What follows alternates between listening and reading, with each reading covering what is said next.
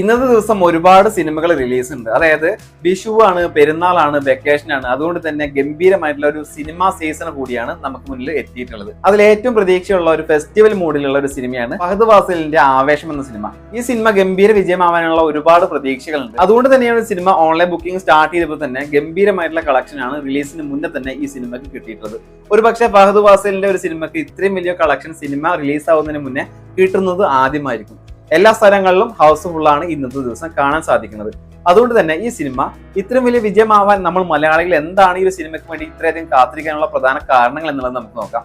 ഈ സിനിമ കണ്ടവർ എന്തായാലും നിങ്ങളുടെ അഭിപ്രായം രേഖപ്പെടുത്തിയിട്ട് വേണം പോകാൻ. രോമാഞ്ചം എന്ന ബ്ലോക്ക് ബസ്റ്റർ സിനിമയ്ക്ക് ശേഷം ജിത്തു മാധവൻ സംവിധാനം ചെയ്യുന്ന ഒരു സിനിമയാണ് ആവേശം. രോമാഞ്ചം എന്ന സിനിമ എത്രത്തോളം വലിയ ഹിറ്റാണെന്നും അത് എത്രത്തോളം മുതൽ മുടക്കിൽ നിർമ്മിച്ച ചിത്രമാണെന്നും ഒക്കെ നിങ്ങൾക്കറിയാം. അത്രയും വലിയ വിജയമായിട്ടുള്ള രോമാഞ്ചം എന്ന സിനിമയുടെ സംവിധായകനായിട്ടുള്ള ജിത്തു മാധവന് നമ്മുടെ ഏറ്റവും ടാലന്റ് ആയിട്ടുള്ള യുവ സൂപ്പർ താരമായിട്ടുള്ള സകലകല വല്ലഭനായിട്ടുള്ള ഫഹദ് ഫാസിലുമായിട്ട് കൂടിച്ചേരുമ്പോൾ ആ സിനിമയ്ക്ക് എന്തെങ്കിലും പ്രത്യേകതകൾ ഉണ്ടാവില്ലേ?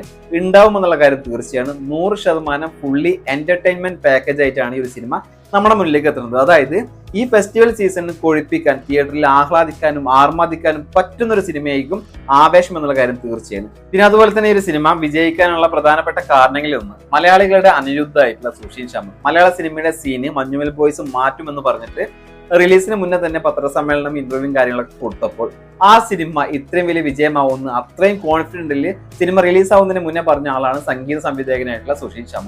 ആ സുഷീൻ ശ്യാമാണ് ഈ സിനിമയ്ക്ക് വേണ്ടിയിട്ട് സംഗീത സംവിധാനം ഒരുക്കിയിട്ടുള്ളത്. ഈ സിനിമയും ഗംഭീര വിജയമാവുമെന്ന് തന്നെയാണ് അദ്ദേഹം പറഞ്ഞിട്ടുള്ളത്. ആ ഒരു പ്രവചനവും ഈ സിനിമയ്ക്ക് ഒരുപാട് പ്രതീക്ഷകൾ, സാധാരണ പ്രേക്ഷകരെ സംബന്ധിച്ചിടത്തോളം ഒരുപാട് പ്രതീക്ഷകൾ വെച്ചിട്ടുണ്ട്.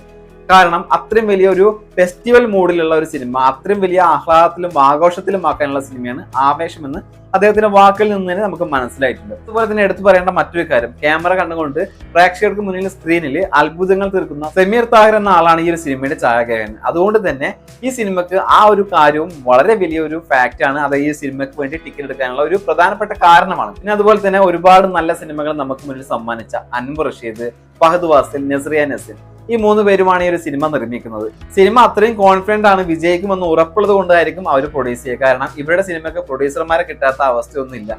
എന്നിട്ടും ഇവർ തന്നെ ഈ സിനിമയ്ക്ക് നിർമ്മിക്കണമെങ്കിൽ അത്യാവശ്യം ഒരു സിനിമ ഹിറ്റ് ആവുമെന്നും മുടക്കിയ മുതലിന്റെ ഇരട്ടി നേടാമെന്നും ഒക്കെ ഇവർക്ക് അറിയാം. അതുകൊണ്ട് തന്നെയാണ് ഇവർ തന്നെ ഒരു സിനിമ നിർമ്മിക്കുന്നത്. അതും ഈ ഒരു സിനിമ നമുക്ക് ഒരു വലിയ പ്രതീക്ഷ നൽകാനുള്ള പ്രധാനപ്പെട്ട കാരണങ്ങളാണ്. എന്തായാലും ഫഹദ് ഫാസിലിന്റെ ഒരു അഴിഞ്ഞാട്ടം കാണാൻ തന്നെ നമ്മൾ തിയേറ്ററിലേക്ക് പോയിട്ട് വരും. അപ്പൊ എന്തായാലും മലയാള സിനിമയ്ക്ക് എന്തായാലും ഒരു വലിയൊരു ദിവസം തന്നെയാണ് ഇന്നത്തെ ഒരു ദിവസം. കാരണം 3 സിനിമകൾ റിലീസാണ്. അതുപോലെ തന്നെ ആടുജീവിതം എന്ന സിനിമ ഗംഭീര കളക്ഷനും അതുപോലെ തന്നെ ഗംഭീര ബുക്കിംഗ് ആയിട്ട് സിനിമ തിയേറ്ററിൽ നിറഞ്ഞ സദസ്സിൽ ഓടിക്കൊണ്ടിരിക്കുകയാണ്. അപ്പൊ എന്തായാലും മലയാള സിനിമ വലിയൊരു വിജയകുതിപ്പിലേക്ക് പോയിക്കൊണ്ടിരിക്കുകയാണ്.